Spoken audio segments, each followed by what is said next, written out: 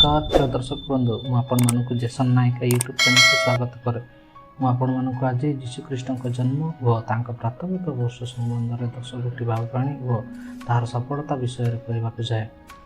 सुन देखा प्रथम भाववाणी अच्छी से स्त्री जात हे आदि पुस्तक तार 3:15 लिखा जाए। आंबे तुम्बर और नारीर मध्य पुणी तुम वंश और वंश मध्य दुईर बाप जन्माइबा से तुम मस्तक को आघात कर तुम्हें ताहां गोईटी आघात कर। यह बाइबल प्रथम भाववाणी परमेश्वर द्वारा भाववाणी कर जीशुख्रीष्ट संबंध में भाववाणी कर से नारी वंश आसवे अर्थात स्त्री जात बोली परमेश्वर भाववाणी कर। यार सपोर्ट देखिपार माती तार 1 अध्याय और लोक तार 3 अध्याय जो देखा जीशुख्रीष्ट वंशावली विषय से केवल कन्या अर्थात नारी से आसुच्च स्त्री गर्भर जात होती आम जापर। यदि यार संपूर्ण सफलता विषय लिखा जाए गालती तार 4:4 लिखा जाए किंतु कहानी संपूर्ण हुए ईश्वर आपणा निकटर निज पुत्र को प्रेरण कले से स्त्री जात हो व्यवस्था दिन हेले लिखा जाए से स्त्री जात हो व्यवस्था दिन हेले जीशुख्रीष्ट से स्त्री द्वारा जात हेले व्यवस्थार अधीन हेले बोली आम मैंने जापर। यह प्रथम भाववाणी और तार सफलता। द्वितीय भाववाणी अच्छी से कन्या जात हे। ईसाई पुस्तक तार 7:14 लिखा जाए ए तो प्रभु आपे तुमको एक चिन्ह देवे देख एक कन्या गर्भवती हुई एक पुत्र प्रसव कर। जीसाई भाववादी जीशुख्रीष्ट जन्म 700 वर्ष पूर्वे भाववाणी कर एक कन्या एक पुत्र प्रसव करेंगे बोली भाववाणी कर। यार सफलता आम देखिपार माती तार 1 अध्याय 23 पदरे लिखा जाए देख जड़े कन्या गर्भवती हुई पुत्र प्रसव करेंगे। यार संपूर्ण सफलता देखिपार। तृतीय भाववाणी हूँ नाम इमानुएल रखिब विषय 7 अध्याय 14 पदर ख अंश लिखा जाए तार नाम इमानुएल आम सहित परमेश्वर रखिब। यार सफलता आम मैंने माती 1 अध्याय 23 ख अंश देखिपर आ लोके ताहां नाम इमानुएल देवे। यही नामर अर्थ आम सहित ईश्वर अर्थात दूतों द्वारा यह भाववाणी सफलता यार भाववाणी सफलता विषय कही। चतुर्थ भाववाणी से अब्राहम वंश जात हे। आदि पुस्तक 12 अध्याय 3 पद लिखा जाए जो मैंने तुमको आशीर्वाद करती आंबे से आशीर्वाद करवा पुणी जे कई तुमको अभिशाप दे आंबे ताको अभिशाप देवा तुम ठार पृथ्वीर सब वंश आशीर्वाद प्राप्त हे। परमेश्वर अब्राहम को कही आशीर्वाद प्रतिज्ञा कर अब्राहम वंश ठार पृथ्वी सब गोष्ठी को आशीर्वाद करेंगे कही। यार सफलता आम देखिपार गालती तार 3:16 पद लिखा जाए अब्राहम और तांको संतान प्रति प्रतिज्ञा समूह उक्त होता अनेक को लक्ष्य कर संतान मानक बोली कह जाए ना किंतु जन को अर्थात ख्रीष्ट को लक्ष्य कर तुम संतान को बोली कह जाए। एटार आम मैंने जापर जे अब्राहम को जो प्रतिज्ञा करा केवल ख्रीष्ट को लक्ष्य करके संतान को बोली कह जाए। पंचम भाववाणी से जीवता गोष्ठी उत्पन्न हे। आदि पुस्तक तार 49 अध्याय 10 पद लिखा जाए सिलोर शांतिकर्ता आगमन पर्यंत जीवदा ठार राजदंड और तार चरणद्वय मध्य विचार करतार जष्टि जीव ना तांको निकटरे लोक मैंने अधीनता स्वीकार करेंगे। तो तेटारे आम मैंने जापर जीवदा ठार राजदंड और तार चरणद्वय मध्य विचार करता जष्टि जीव ना अर्थात जीशुख्रीष्ट जीवदा गोष्ठी उत्पन्न हे आम जापर। तत् भाववाणी कर जीशुख्रीष्ट जीवता गोष्ठी आसवे। आम जिते देखू लोक पुस्तक तार 3:22-23 पदरे सेठार आम मैंने देखिपार जीशुख्रीष्ट जीवता गोष्ठी आसी लिखा जाए। तार संपूर्ण सफलता जब देखा एवरी तार 7 अध्याय 14 पदरे सेठार लिखा जाए कारण यह षष्ठ जे आम प्रभु जीवता गोष्ठी उत्पन्न होती जो गोष्ठीर जाजकत्व संबंध में मूसा किसी कही ना। तो देखिपार जे आमर प्रभु तो जीशुख्रीष्ट जीवदा गोष्ठी उत्पन्न होती से जीवदा गोष्ठी आसी। 6 नंबर भाववाणी से जीसा वंश परिवार उत्पन्न हे। ଜିସାୟ ତାର 11 ଅଧ୍ୟାୟ 1 ପଠନ କରିବା। ଅନନ୍ତର ଜିସାୟ ଗଣ୍ଡିରୁ ଏକ ପଲ୍ଲବ ନିର୍ଗତ ହେବ ଓ ତାହାର ମୂଳରୁ ଏକ ଶାଖା ଉତ୍ପନ୍ନ ହୋଇ ପଡ଼ିବ। ଅର୍ଥାତ୍ ଜିସାୟଙ୍କ ବଂଶ ପରିବାରରୁ ଯୀଶୁଖ୍ରୀଷ୍ଟ ଆସିବେ ବୋଲି କୁହାଯାଇଛି ବା ଜିସାୟଙ୍କ ବଂଶରୁ ସେ ଉତ୍ପନ୍ନ ହେବେ ବୋଲି ମଧ୍ୟ ଭବିଷ୍ୟବାଣୀ କରାଯାଇଛି। ତାର ଲୋକ ପୁସ୍ତକ ତାର 3 ଅଧ୍ୟାୟ ଯଦି 23 ଯଦି ପଠନ କରିବା, ସେ ଜିସାୟଙ୍କ ବଂଶରୁ ମଧ୍ୟ ଆସିଅଛନ୍ତି। ପଠନ କରିବା, ଦାଉଦ ଜିସାୟଙ୍କ ପୁତ୍ର, ଜିସାୟ ଓବେଦଙ୍କ ପୁତ୍ର। ଅର୍ଥାତ୍ ଏଠାରେ ଦେଖିପାରୁ ଦାଉଦ ଜିସାୟଙ୍କ ପୁତ୍ର ଓ ଜିସାୟ ଓବେଦଙ୍କ ପୁତ୍ର।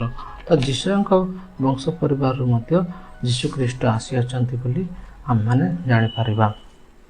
ସପ୍ତମ ଭବିଷ୍ୟବାଣୀ, ସେ ଦାଉଦଙ୍କ ବଂଶରୁ ଉତ୍ପନ୍ନ ହେବେ, ଯାହାକି ଯେରେମିୟା ତାର 23 ଅଧ୍ୟାୟ 5 ପଦରେ ଲେଖାଯାଏ। ପଠନ କରିବା, ସଦାପ୍ରଭୁ କହନ୍ତି, ଦେଖ, ଯେଉଁ ସମୟରେ ଆମ୍ଭେ ଦାଉଦ ବଂଶର ଏକ ଧାର୍ମିକ ଶାଖା ଉତ୍ପନ୍ନ କରିବା, ଏହିପରି ସମୟ ଆସୁଅଛି। ତହିଁରେ ସେ ରାଜା ହୋଇ ରାଜତ୍ୱ କରିବେ ଓ ଜ୍ଞାନ ବ୍ୟବହାର କରିବେ, ପୁଣି ଦେଶରେ ସୁବିଚାର ଓ ନ୍ୟାୟ ପ୍ରଚଳିତ କରିବେ। ଏଠାରେ ଆମମାନେ ଦେଖିପାରୁ ଯେ ଯୀଶୁଖ୍ରୀଷ୍ଟ ଦାଉଦଙ୍କ ବଂଶରୁ ଆସିବେ ଏବଂ ସେ ରାଜା ହୋଇ ରାଜତ୍ୱ କରିବେ ଓ ଜ୍ଞାନ ବ୍ୟବହାର କରିବେ, ଏସବୁ ଲେଖାଯାଇଛି। ଏଠାରେ ଜାଣିପାରୁ ଯେ ଯୀଶୁଖ୍ରୀଷ୍ଟ ଦାଉଦଙ୍କ ବଂଶରୁ ମଧ୍ୟ ଉତ୍ପନ୍ନ ହୋଇଅଛନ୍ତି। ଆର ସଫଳତା ଦେଖିପାରୁ ଲୋକ ପୁସ୍ତକ ତାର ଯେଉଁ 3 ଅଧ୍ୟାୟ 23 ଆଉ 31 ପଦରେ ଦେଖିବା, ଯୀଶୁଖ୍ରୀଷ୍ଟ ଦାଉଦଙ୍କ ବଂଶରୁ ଆସିଅଛନ୍ତି। 31 ପଦରେ ପଠନ କରିବା, ଏଲିଆକିମ୍ ମଲାଙ୍କ ପୁତ୍ର, ମଲା ମନାଙ୍କ ପୁତ୍ର, ମନା ମତାତଙ୍କ ପୁତ୍ର, ମତାତ ନାତାନଙ୍କ ପୁତ୍ର, ନାତାନ ଦାଉଦଙ୍କ ପୁତ୍ର। ଯେତେବେଳେ ଯୀଶୁଖ୍ରୀଷ୍ଟଙ୍କର ବଂଶାବଳୀ ଦେଖୁ, ଯୀଶୁଖ୍ରୀଷ୍ଟଙ୍କର ବଂଶାବଳୀରେ ଦାଉଦଙ୍କ ବଂଶରୁ ମଧ୍ୟ ଆସିଅଛନ୍ତି ବୋଲି ଆମମାନେ ଜାଣିପାରୁ। ଆଉ ଅଷ୍ଟମ ଭବିଷ୍ୟବାଣୀ, ବେଥଲେହେମରେ ଜନ୍ମ ହେବେ। ଆମେ ଦେଖିପାରୁ ମିକା ତାର 5 ଅଧ୍ୟାୟ 2 ପଦରେ ଲେଖାଯାଏ, ମାତ୍ର ହେ ବେଥଲେହେମ ଏଫ୍ରାତା, ଜିହୁଦାର ସହସ୍ରଗଣ ମଧ୍ୟରେ କ୍ଷୁଦ୍ର ଯେ ତୁମ୍ଭ ମଧ୍ୟରୁ ଇସ୍ରାଏଲର ଶାସନକର୍ତ୍ତା ହେବା ନିମନ୍ତେ ଆମର ଉଦ୍ଦେଶ୍ୟରେ ଏକ ବ୍ୟକ୍ତି ଉତ୍ପନ୍ନ ହେବେ, ପୁରାତନ କାଳରୁ ଅନାଦି କାଳରୁ ତାଙ୍କର ଉତ୍ପତ୍ତି। ଏଠାରେ ଆମେ ଦେଖିପାରୁ ଯେ ଯୀଶୁଖ୍ରୀଷ୍ଟଙ୍କର ଜନ୍ମ ବେଥଲେହେମର ଏଫ୍ରାତାରେ ଜନ୍ମଗ୍ରହଣ କରିବେ ବୋଲି ଲେଖାଯାଏ। ଏହାର ସଫଳ ଯେତେବେଳେ ଦେଖୁ, ମାତୀୟ ତାର 2 ଅଧ୍ୟାୟ 1 ପଦରେ ଲେଖାଯାଏ, ହେରୋଦ ରାଜାଙ୍କ ସମୟରେ ଜିହୁଦା ପ୍ରଦେଶର ବେଥଲେହେମରେ ଯୀଶୁଙ୍କ ଜନ୍ମ ହେବା ପରେ ଦେଖ, ପୂର୍ବ ଦେଶରେ କେତେକ ପଣ୍ଡିତ ଜେରୁସାଲେମକୁ ଆସି କହିଲେ। ଏଠାରେ ଆମମାନେ ଜାଣିପାରୁ ଯେ ଯୀଶୁଖ୍ରୀଷ୍ଟଙ୍କ ଜନ୍ମ ବେଥଲେହେମର ଏଫ୍ରାତାରେ ହୋଇଅଛି ବୋଲି ଆମମାନେ ଜାଣିପାରିବା। ଏବଂ ନବମ ଭବିଷ୍ୟବାଣୀ, ତାଙ୍କ ଜନ୍ମ ପରେ ଶିଶୁମାନଙ୍କୁ ହତ୍ୟା କରାଯିବ। ଯେରେମିୟା ତାର 31 ଅଧ୍ୟାୟ 15 ପଦରେ ଲେଖାଯାଏ, ସଦାପ୍ରଭୁ ଏହି କଥା କହନ୍ତି, ରାମାରେ ହାହାକାର ଓ ତୀବ୍ର ରୁଦନର ଶବ୍ଦ ଶୁଣାଯାଏ। ରାହେଲ ଆପଣା ସନ୍ତାନମାନଙ୍କ ନିମନ୍ତେ ରୁଦନ କରୁଅଛି। ସେ ଆପଣା ସନ୍ତାନଗଣର ବିଷୟରେ ପ୍ରଭୁତ କଥା ମାନୁନାହିଁ, କାରଣ ସେମାନେ ନାହାନ୍ତି। ଏହା ଥିଲା ନବମ ଭବିଷ୍ୟବାଣୀ, ଯାହାକି ତାଙ୍କ ଜନ୍ମ ସମୟରେ ଯୀଶୁଖ୍ରୀଷ୍ଟଙ୍କର ଜନ୍ମ ପରେ ଶିଶୁ ସନ୍ତାନମାନଙ୍କୁ କରାଯିବ ବୋଲି ଯେରେମିୟା ଭବିଷ୍ୟବାଣୀ କରୁଅଛନ୍ତି। ମାତୀୟ ତାର 2 ଅଧ୍ୟାୟ 16ରୁ 18 ପଦରେ ଲେଖାଯାଏ। ପଠନ କରିବା, ଇତିମଧ୍ୟ ହେରୋଦ ପଣ୍ଡିତମାନଙ୍କ ଦ୍ୱାରା ଆପଣାକୁ ପ୍ରବଞ୍ଚିତ ହେବାର ଦେଖି କ୍ରୋଧାନ୍ଧ ହୋଇଗଲେ। ଆଉ ସେମାନଙ୍କ ନିକଟରୁ ସୂକ୍ଷ୍ମ ରୂପେ ଯେଉଁ ସମୟ ବୁଝିଥିଲେ, ତଦନୁସାରେ 2 ବର୍ଷ ଓ ସେଥିରୁ ନ୍ୟୁନ ବୟସ୍କ ଯେତେ ବାଳକ ବେଥଲେହେମ ପୁଣି ସେଥିର ସମସ୍ତ ସୀମା ମଧ୍ୟରେ ଥିଲେ, ଲୋକ ପଠାଇ ସେହି ସମସ୍ତଙ୍କୁ ବଧ କରାଇଲେ। ସେତେବେଳେ ଯେରେମିୟା ଭବିଷ୍ୟବାଣୀଙ୍କ ଦ୍ୱାରା ଉକ୍ତ ଏହି ବାକ୍ୟ ସଫଳ ହେଲା, ରାମାରେ ସ୍ୱର ଶୁଣାଗଲା, ରୁଦନ ଓ ଅତିଶୟ ବିଳାପ। ରାହେଲ ଆପଣା ସନ୍ତାନମାନଙ୍କ ନିମନ୍ତେ ରୁଦନ କରୁଥିଲେ, ଆଉ ସେମାନେ ନାହାନ୍ତି ବୋଲି ସେ ସାନ୍ତ୍ୱନାର କଥା ମାନିବାକୁ ଇଚ୍ଛା କରୁନଥିଲେ।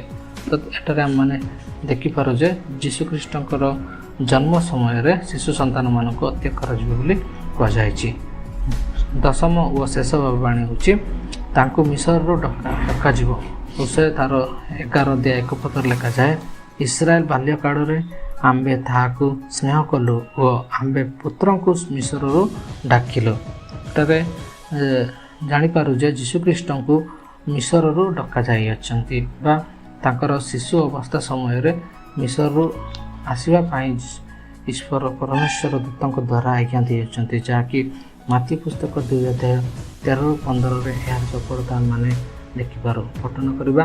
ସେମାନେ ପ୍ରସ୍ଥାନ କଲା ଉତ୍ତରେ ଦେଖ, ପ୍ରଭୁଙ୍କର ଜଣେ ଦୂତ ସ୍ୱପ୍ନରେ ଯୋସେଫଙ୍କୁ ଦର୍ଶନ ଦେଇ କହିଲେ, ଉଠ, ଶିଶୁ ଓ ତାଙ୍କ ମାତାକୁ ଘେନି ମିଶରକୁ ପଢ଼ାଅ। ପୁଣି ଆମ୍ଭେ ତୁମକୁ ନ କହିବା ପର୍ଯ୍ୟନ୍ତ ସେଠାରେ ରୁହ, କାରଣ ଶିଶୁଙ୍କୁ ବିନାଶ କରିବା ନିମନ୍ତେ ହେରୋଦ ଆପଣଙ୍କୁ ଅନୁସରଣ କରିବାକୁ ଉଦ୍ୟତ। ଏଥିରେ ସେ ଉଠି ପାତ୍ରରେ ଶିଶୁ ଓ ତାଙ୍କ ମାତାକୁ ଘେନି ମିଶରକୁ ପଳାଇ ଗଲେ, ଆଉ ହେରୋଦଙ୍କ ମରଣ ପର୍ଯ୍ୟନ୍ତ ସେଠାରେ ରହିଲେ, ଯେପରି ବାବାଦୀଙ୍କ ଦ୍ୱାରା ପ୍ରଭୁଙ୍କର ଉକ୍ତ ଏହି ବାକ୍ୟ ସଫଳ ହୁଏ, ମିଶରରୁ ଆମ୍ଭେ ଆପଣା ପୁତ୍ରଙ୍କୁ ଆହ୍ୱାନ କଲୁ। ତ ଯୀଶୁଖ୍ରୀଷ୍ଟଙ୍କୁ ମିଶରରୁ ଡକା କଲା ବା ଯୀଶୁଙ୍କୁ ମିଶରରୁ ଡକାଯିବାର ଯେଉଁ ବାବାଣୀ କରାଯାଇଥିଲା ତାର ସଫଳତା ମଧ୍ୟ ରହିଛି। ଆଜି ଆମେ 10 ଗୋଟି ବାବାଣୀ ଦେଖିଛୁ। ପ୍ରଥମ ହେଉଛି ସେ ସ୍ତ୍ରୀଙ୍କ ଠାରୁ ଜାତ ହେବେ, ଦ୍ୱିତୀୟ ହେଉଛି ସେ କନ୍ୟାଙ୍କ ଠାରୁ ଜାତ ହେବେ, ତୃତୀୟ ହେଉଛି ତାଙ୍କ ନାମ ଇମାନୁଏଲ ରଖାଯିବ, ଚତୁର୍ଥ ହେଉଛି ସେ ଅବ୍ରାହ୍ମଙ୍କ ବଂଶଜାତ ହେବେ, ପଞ୍ଚମ ହେଉଛି ସେ ଜିହୁଦା ଗୋଷ୍ଠୀରୁ ଉତ୍ପନ୍ନ ହେବେ, ଷଷ୍ଠ ହେଉଛି ସେ ଯିଶୟ ବଂଶ ପରିବାରରୁ ଉତ୍ପନ୍ନ ହେବେ, ସପ୍ତମ ହେଉଛି ସେ ଦାଉଦଙ୍କ ବଂଶରୁ ଉତ୍ପନ୍ନ ହେବେ, ଅଷ୍ଟମ ହେଉଛି ବେଥଲେହେମରେ ଜନ୍ମ ହେବେ, ନବମ ହେଉଛି ତାଙ୍କ ଜନ୍ମ ପରେ ଶିଶୁମାନଙ୍କୁ ହତ୍ୟା କରାଯିବ, ଦଶମ ହେଉଛି ତାଙ୍କୁ ମିଶରରୁ ଡକାଯିବ।